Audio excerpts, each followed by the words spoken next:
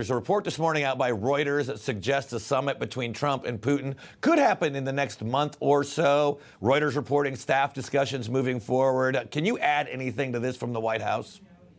All I'll say is General Kellogg is on the case, and this is going to happen sooner than anyone thinks. Why? Because President Trump has one priority in that benighted region, and that's to stop the bloodshed. The man who wrote The Art of the Deal is the only person that can bring closure to that dreadful, dreadful conflict. So I'm not going to, make news here. I'm sorry on Newsmax, but it's going to happen sooner or later, and President Trump will seal the deal to stop the bloodshed. So sticking with the art of the deal, I'm questioning, obviously you and I have done this for a very long time together. I'm questioning whether the president's recent announcement about Gaza, making it the Riviera of the Middle East, is part of the art of the deal. Not that it does not need to be rehabilitated and rebuilt, but also laying out new terms so you can get the Middle East, the rest of the world together, going, we got to come together and do something, because if not, he'll probably do this on his own. What do you think of that?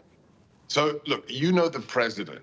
This is how the president functions. When he sees something that isn't working, he doesn't look at the Overton window, the aperture through which things are permissible to be discussed. He takes a sledgehammer, not just to the Overton window, but to the window frame, the walls around it, and the roof above it. He throws something out there to do what? To get people talking. Look at these pictures. Look at these pictures, Mark. The idea that this is going to be an easy fix by business as usual is insanity. So whether it's Greenland, whether it's Gaza, whether it's everything we're doing, deporting illegals out of the country, the president spins up a relevant discussion to say, hey guys, business as usual is not going to cut it. That's exactly how he brought us the Abraham Accords, and that's exactly how he's going to help stabilize the Middle East right now. I recall this going on maybe a century ago or so. It was called the Marshall Plan, where the United States rebuilt basically an area where we helped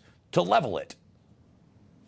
Yeah, I don't think the Marshall analogy is completely apposite here. Why? Because that was billions of US dollars converted to today's currency. What he's doing, and this is the expectation of everything we do, in my domain, counterterrorism, he wants partners to step up to the plate. If you don't like what's happening in Gaza, if you've got a problem with the future of the people in the region, hey, don't expect America to solve it all. Step up to the plate. Remember, you know this, Mark, America first does not mean America alone. The president isn't an isolationist. He is not. But he expects allies, he expects partners to do their part. So this statement during the press conference with Bibi is a message to everyone in the region, in Europe and elsewhere. Hey, do you care about the future of that part of the world?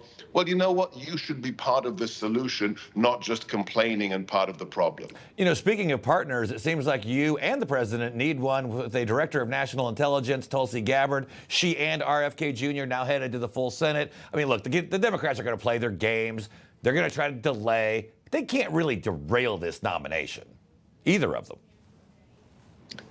Why can't they do that? Very simply, you know it. You're a political operator. The triple trifecta, not just the House, not just the Senate, the popular vote. 77 million Americans said, we want the president back. And as such, the president gets his team. Yesterday, I was out at the National Counterterrorism Center with Joe Kent, the incoming director, who's functioning as a chief of staff, or the director of national intelligence for Tulsi Gabbard, the nominee position.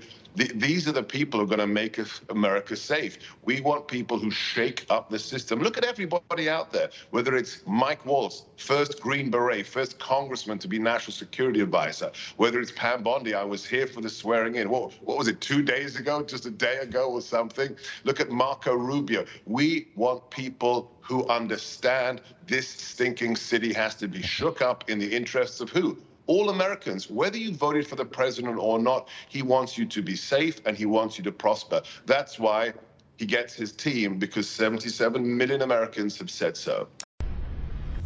Information. Truth is freedom. Is Newsmax. It's real news for real people.